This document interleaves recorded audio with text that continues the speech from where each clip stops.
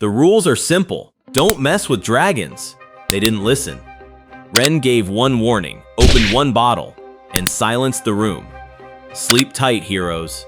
Master challenged him to a spirit clash. It's a mental duel. Pass out and it's game over. Ren knew he couldn't blink first. He argued that humans weren't total garbage, like that human formula he used to hijack a spell and make it go boom. Master had to admit, that trick was useful. Ren shouted that muscles beat magic, just like Master taught him back in the dojo. The rule was simple. The more techniques you have, the better. So learning from humans was just another way to level up. That is why he refused to call them trash. Master stared him down, testing his resolve. Ren held his ground. The old man sighed and gave him a passing grade. He told Ren to do whatever he wanted with the prisoners. It was a callback to the ancient humanity judgment. Ren realized Master threw the fight to teach him a lesson, but he told him to go judge the intruders who ruined their nap. Ren bowed deep. He prayed his master never had to stain his claws. A massive dragon spirit lit up the night sky. Master thanked his student for the chat. While the eye patch guy panicked, Ren went to have a serious talk with Big Sis Gura. The guildmaster was losing his mind at the smoking crater where his headquarters used to be. Meanwhile, Ren and Lumi were just vibing, glad their little warning shot landed. Let's back it up a bit. They were strolling through Inwood, a human town squatting on stolen dragon land. Lumi hated the vibes, but Ren knew his mom was the only reason these humans hadn't been sent to the lobby yet. They stopped by the Royal Academy to keep things official. The receptionist looked at them like they were glitching out, until Ren flashed the badge, proving they were repping the Dragon King's clan. Inside the tavern, Ren told the crowd to quit griefing the forest, but they just laughed in his face. Lumi realized these NPCs were reciting the bad omens word for word. It was exactly what the orange dragon matriarch saw in her visions. Ren decided he was done with the dialogue tree. He popped the seal and unleashed the payload. The shockwave tore through the room, knocking the doubt right out of them. The rumor mill went into overdrive instantly. The receptionist looked like her operating system was about to crash. Ren dumped the unconscious bodies on the floor. He told them to take their trash back, adding that they weren't permanently deleted, just rebooting. She stammered for them to wait. Ren whispered that the dungeon boss was about to spawn. A heavy boot slammed the floorboards. The whole room went dead silent. The main event was here. The guildmaster sized up the Dragon King's reps. He flashed a grin and asked for names. Ren and Lumi introduced themselves like good little NPCs. The locals were radiating pure salt from the sidelines. Ren read the room and suggested moving to a private server. The master refused. He wanted this conversation public. He scoffed at their protest, claiming the loot was too good to pass up. Ren fired back that they already warned the previous trespassers. The master just raised an eyebrow. He wasn't impressed by logic. He played dumb and mocked them for being kids. Ren realized this was exactly what Mama predicted. The guy shouted that this was a human-only zone. Ren asked if that was his final answer. The master flexed his S-rank status. He refused to bow to some lizard rulers. The mob screamed for them to get lost. That instantly triggered Lumi's rage mode. Ren switched tactics. He pointed out that this town technically didn't exist on the map. The master didn't care. He declared Inwood a free city that answered to no one. Lumi was ready to throw hands, but Ren held her back. He calmly explained the situation. Since they returned the hostages, the peace treaty was officially null and void. The master stepped right into his hitbox. He realized the loophole. Without a treaty, he could do whatever he wanted to them. The locals are popping champagne because the peace treaty is officially toast. The envoy is done playing babysitter. The time for polite warnings is over. The building shakes, ripping fixtures right off the walls. He confirms the signal. It is payback time. He warns them. Stepping into the forest now is a one-way ticket to the lobby. The guildmaster asks about his missing squad. The envoy gives him the cold shoulder. The old man realizes his crew definitely got deleted. The kid switches up. He tells the civilians they do not have to evacuate.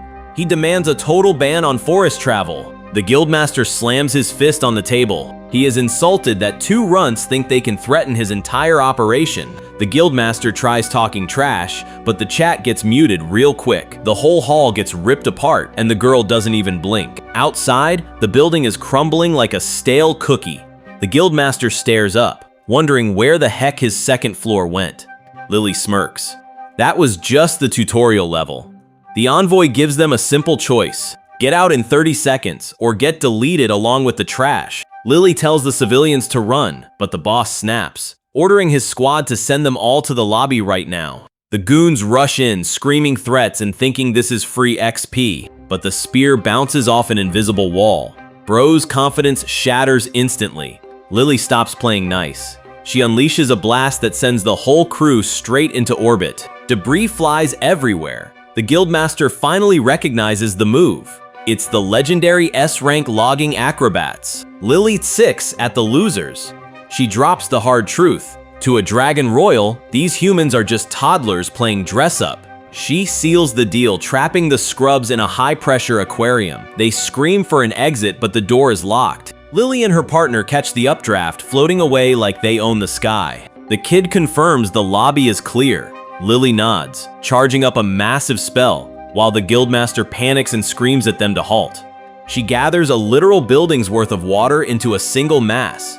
The kid is hyped and ready to fly. Number 1 shouts an order to stop, but Lily? She just flashes a wicked grin. She fires the water cannon, launching her boy toy across the map with a sarcastic goodbye. He crash lands in the city center, exploding like a wet tactical nuke. The splash damage absolutely wrecks Eye Patch. He is on his knees, looking like a drowned rat. The guildmaster starts screaming about starting a war, but the envoy shuts him down instantly with a valid destruction permit. Bureaucracy wins again. Eye Patch freezes. The envoy makes it clear, resisting means getting deleted. Lily backs him up by spinning a massive hydro vortex, cheerfully asking if he wants to pop like a bubble. That is a terrifying threat from someone so cute. The guildmaster panics and swears he is done with adventurers forever. The whole squad hits the floor, begging not to get sent to the lobby. One goon tries to act tough and refuses to snitch, but the heroes just shrug. They already figured it out. They mock the old man and tell him they know all his dirty laundry. He folds like a cheap lawn chair. He apologizes to the Dragon King representative, and the whole guild goes dead silent. Meanwhile, the wealthy client gets the bad news. His expensive mercenaries failed hard. Even worse, the guild officially blacklisted him. No amount of gold can buy him a new team now. He shreds the report in a rage. If the system won't work for him, he is done playing by the rules. He decides to ignore the law entirely, hiring ruthless thugs who do not ask questions. He praises his own genius for inventing crime, while his kid, Bibim, blindly hypes him up like a fanboy. But the real target is the Dragon King's envoy hiding at the academy. Bibim smiles, swearing the trap is already set. The Count demands a status report, but Bibim claims he is already ahead of the game. He is eyeing the two commoners with the princess, absolutely convinced he has found the Dragon King's envoy. He spots the blue-haired girl and marks her as the target. Daddy Dearest is thrilled, praising the family genius. They need this win, since their entire fortune relies on poaching rare loot from the Dragon King's forest. That place is an unguarded buffet of treasure. The Count is desperate for a promotion, so he orders Bibim to make sure the forest locals know their place. Bibim vows to crush the illegal transfer student. The old man laughs like a cartoon villain, completely forgetting that his little scheme is supposed to be a secret. Summer wraps up, and the second semester kicks off. And the squad is back in business. Mill hits Irin with the mandatory summer vibe check. He plays the good son card, claiming he was busy helping his parents. Laura praises him like a proud mother. Mill gets jealous instantly. She demands head pats, gets one compliment, and immediately confesses her undying love. Subtlety is dead. Meanwhile, Reed is drowning in fan service. Irin realizes he's staring a little too hard. He freezes. Reed is getting swarmed, but he locks eyes with Irin. Panic sets in. Irin's brain crashes trying to figure out a greeting. He goes with a stiff Lord Reed. Then immediately freaks out. Is he a butler now? Was that too weird? Reed doesn't care. He's barely awake and just mumbles a reply. Everyone else treats the guy like royalty. They line up to kiss the ring while Reed zones out. One student tries to whisper a hello, but Mill bulldozes the vibe with a sonic boom greeting that nearly sends the poor guy to the lobby. Class is let out, but the drama is just getting started. Bibim blocks the path, demanding they address him as Lord Bibim. Then he drops the stakes, a club battle where the winner steals a member. Iron tries to walk away, totally uninterested in the nonsense. But B-Beam loses his mind, screaming that a commoner can't refuse him. Laura steps up, using her authority to shut the challenge down hard. The entire hallway goes dead silent at the rejection. Bibim ignores the hint. He tries to recruit Laura, telling her to dump the losers. He points a finger at Irin, accusing him of being a fake student. Laura doesn't blink. She demands to see the evidence right now. Bibim grins, promising he has undeniable proof. His proof? Trust me, bro, my dad is a count. Bibim wouldn't shut up about his so-called elite club, acting like he was doing Irin a favor by breathing in his direction. Irin realized this guy was totally lost in the sauce. Reed stormed in, demanding to know why the hallway sounded like a zoo. Laura tried to play peacemaker, but Bibim cut her off, desperate for the spotlight. He screamed that the commoner was too scared to throw hands. Reed looked at him like he just grew a second head. He reminded the loudmouth that official matches need a teacher's sign-off, meaning this whole stunt was just a trap to force an illegal brawl. He warned that breaking the rules would get both clubs suspended, and probably get his daddy involved. Then he leaned in, daring him to say one more word. Bibim realized he was cooked, and started hiccuping out of pure fear. The coward turned tail and sprinted away at Mach 10. Everyone thanked Reed for taking out the trash. He brushed it off, claiming he just hated the noise pollution. But Irin swore that next time, he'd be the one to humble that clown. Reed tried to make a cool exit before things got awkward. But Mill hit him with a smile that dealt critical emotional damage. After that massive emotional damage, the poor guy's legs turned to absolute jelly. The grind never stops. Instructor Miser announces practical training starts right now. She explains the meta. High magic energy equals big monsters and fat loot. There are 4 high alert dungeons strictly off limits to rookies. They are heading to the Earth Mound, a baby dungeon they need to clear to graduate. She promises to take it slow, until someone interrupts the tutorial. Instructor Kignis slides in, looking shady as usual. He claims the beginner dungeon is completely flooded thanks to yesterday's rain. Miser is confused. Nobody told her about any blockage. Kignis flashes a permit to send them straight to the God's Destruction dungeon. Miser checks the seal. It is legit, signed by the headmaster himself. She hesitates, can't argue with the boss's signature. She orders the class to move out toward the danger zone. Our boy watches Kignis, already sick of his smug attitude. Surprise, surprise, it is a setup. Kignis is conspiring with Lord Bibim. Kignis bags a promotion to headmaster if he plays his part correctly. The plan? Send the country bumpkin into a high-level dungeon and watch him get deleted. Classic nepotism. Rich kid promises the headmaster seat if his buddy plays along. His partner is confused. Why pick the God's Destruction dungeon? It is a trap. They want to force the country bumpkin into a high-level zone, watch him fail, and get him expelled. There is a snag though. The first 3 floors are a safety walk with 0 monsters. He sees the flaw. The real threats are on floor 4, but their teacher is too by the book to let anyone get deleted down there. They already tried sealing the Earth Mound entrance with magic, which was totally useless. Rich kid says to chill out. Just wait for a better opening to ruin the guy's life. As long as the bumpkin gets kicked out, they do not care how long it takes. The opposition is already plotting a hostile takeover.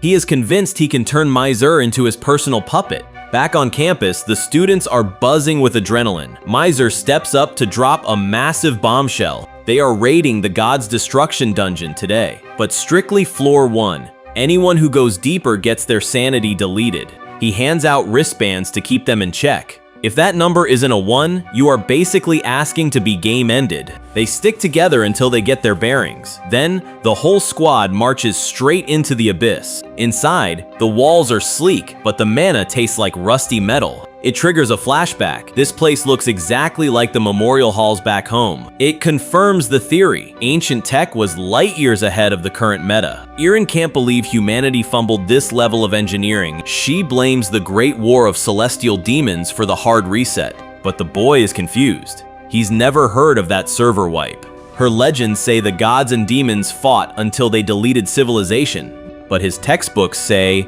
the gods saved everyone. Someone is definitely lying about the admin logs. The teacher was yapping about holy wars and artistic fusion. boring everyone to tears. Mill tuned out completely. He told Eren he'd rather check out her hometown than listen to this history lesson. Eren lit up, picturing a paradise that would absolutely blow her mind. Then, reality hit. She's royalty, which means she's basically under house arrest. He made a promise right there. Once they sort out the drama with Laura, he's taking her on that trip. Eren looked like she just won the lottery. Mill decided to raise the stakes. He wants to introduce her to his family too. She panicked instantly, acting like he just got down on one knee and proposed. Mill hit her with simple logic. If he visits her turf, he meets her dad. It has to go both ways. He asked if she was cool with it, totally oblivious to the fact he just gave her a mini heart attack. But the awkward romance dies instantly and Mill freezes up. Her classmates try to snap her out of it, but she's locked in. She realizes something is calling her name. The boy feels the vibe shift too and turns to check the perimeter. He spots a massive shadow creeping up for a jump scare. A portal rips open. Something nasty is here. A blinding flash nukes their vision, leaving them dazed. Eren feels the magical pressure drop, heavy. Mill realizes the impossible. They just got hit with high-tier teleportation magic. Eren knows that signature. Her sister used to spam that exact spell. Mill tries to geek out about lost magic, but nobody has time for a lore dump. The risk counter confirms the bad news. They've been dropped straight onto floor 7. Miser goes full drill sergeant mode. She screams for a head count to kill the panic. She preps an escape stone to get them the hell out of Dodge. The rookies sigh in relief. They think the nightmare is over, but Mill isn't buying it. Teleportation is a lost art, so who cast the spell? Miser tries to trigger the escape tool, but it is completely bricked. Panic explodes as the safe zone gets breached by a nightmare. Mill spots the single eyes in the dark. Cyclopes. He remembers fighting just one as a floor boss. Now they are spawning like trash mobs. The map confirms the worst. The exit is blocked by a wall of meat. Eren screams at Mill to get ready for a brawl, but Mill shuts him down cold. He refuses to throw hands. Eren freezes, totally confused by the betrayal. Mill ignores the panic. She hits him with a simple question. Why is he even here? Eren stammers. He insists he just doesn't want to see a server wipe. She drops the twist. The room is already sealed. They're safe. She's just letting the others sweat to harvest data for her judgment. Down in the pit, the students spot the cage and lose their minds. Reed screams at everyone to chill. Fear spreads faster than logic. They start blaming the faculty. They regret every life choice that led them here. One girl goes catatonic and stares into the void. The rest of the mob screams to be let out before they get game ended. Back in the VIP lounge, Mill throws the ball in Eren's court. She won't stop him from playing hero. She forces him to answer one thing. Are these cowards actually worth saving? She asks what happens after the win. Will they evolve or just stay terrified sheep forever? She demands he check his memory banks before making a move. She tells him to wait, give them a chance to prove themselves. Eren finally sees the method to her madness. Reed wasn't waiting for some high-level judge to show up. He had to take charge right now. He roared at the crowd, demanding absolute stillness. He told them to quit the doom spiraling immediately. They were the royal talents, the smartest kids in the room.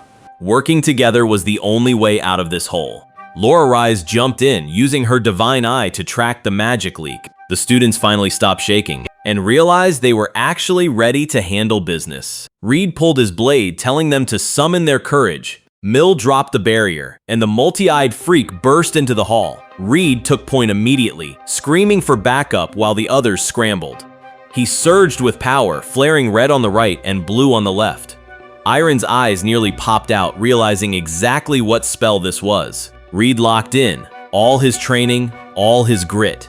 He was about to unleash it all. Reed charges up the ultimate dual wield. Fire on the right, water on the left. Eren loses his mind at the impossible fusion. He yells blast shot and pulls the trigger. The magic surge rips across the floor. The Cyclops guards realize they are in the splash zone. Boom! The impact turns the hallway into a barbecue, and the class admits the guy is a total monster. He invented this tech over summer break. Now the squad jumps in to assist. They spam Earthbind and Freezing Wind. The combo locks the target down tight. It works, freezing the giant in place. Mill breaks down the strat. She refuses to attack, focusing only on shields, keeping the VIPs safe in the backline. This is the true strength of humanity. Resolving to stand and fight, Mill demands a score. Irin shouts a perfect passing grade, but Reed isn't celebrating yet. The blast was too weak, and the enemy is still hungry. He preps a spell that forces the elements to collide. If he loses control, his arm gets deleted. But the monsters aren't dropping, so he decides to go full nuclear. Irin spots the catalyst and demands a closer look. Zero survival instincts detected. Reed asks if this is really the time for show and tell, but Irin is just geeking out. Amazed Reed can restrain that much juice without divine armor. Cue the traumatic flashback. The Cyclops incident. Back when he thought he was getting sent to the lobby, he remembers the classmates who clutched up his precious junior Launderize and Mill, the girl he is absolutely not allowed to catch feelings for. But right now, he has to focus on the wild card standing in front of him, Irin. Reed snaps back to reality and grabs his teammate. He screams for the Buster Cannon. Zero shame in admitting he cannot solo this mob. He remembers his summer grind session. Realizing he was trashed here, he trained until he puked. As a royal, rage quitting just is not an option. Irin cuts him off. He demands Reed use his broken ability to fire a full-scale blast. Reed looks at him deadpan, asking if he is trying to game end him. He grabs Irin by the collar, but the kid swears he will not let him self-delete. Irin begs for trust. Reed runs the numbers. Since Irin survived the prototype blast, he must have a recoil hack. The kid actually has a strat. He laughs, deciding to send it. He tells Irin he is in, putting his faith in this big brain play. Now they just have to survive the army of flame spirits waiting behind the barrier. Reed steps up, ready to put it all on the line. He stares down the squad of masked goons blocking the way. Time to take out the trash. He starts floating, pouring his entire life into a single spell. It's a full power gambit. The recoil is strong enough to delete him from existence. Irin gives the green light, and Reed? Zero fear. He remembers the nobles who mocked him, so he replies with violence. Crimson right, Azure left. He unleashes a dual element nuke that shatters the grid. The impact is massive, erupting into a column of thick smoke. The shockwave rattles the bystanders, leaving the snobs completely speechless at the commoner's power. Reed stares at his hands. The output didn't match the input. The Cyclopes aren't just game ended, they have been deleted from the server. Irin starts the hype train, but Reed cuts the celebration short. He demands to know what he did. That recoil should have turned his bones to jelly, yet he is untouched. Irin claims Spirit saved him, then quickly changes the subject. Before Reed can press him, Leonorese charges in to glaze him up. Even Mill admits he is not total trash anymore. She actually gives him props. That validation hits harder than the spell. Reed realizes this is the respect he has been starving for. He takes a breath to address the squad. He thanks them. That is another level up in his mental game, but he keeps it real. That spell was a self-delete mission. He points the finger straight at the real MVP, Irin. The class is shook, but Leonorese backs it up with her magic eyes. Reed lays it out. Commoner or not, Irin is built different. Now that they have a heavy hitter, escaping this dungeon is a guarantee. He extends the invite to the team. Aaron accepts instantly, still acting like a servant. Reed shuts that down and grips his hand. No more Lord, just Reed. The boys are locked in.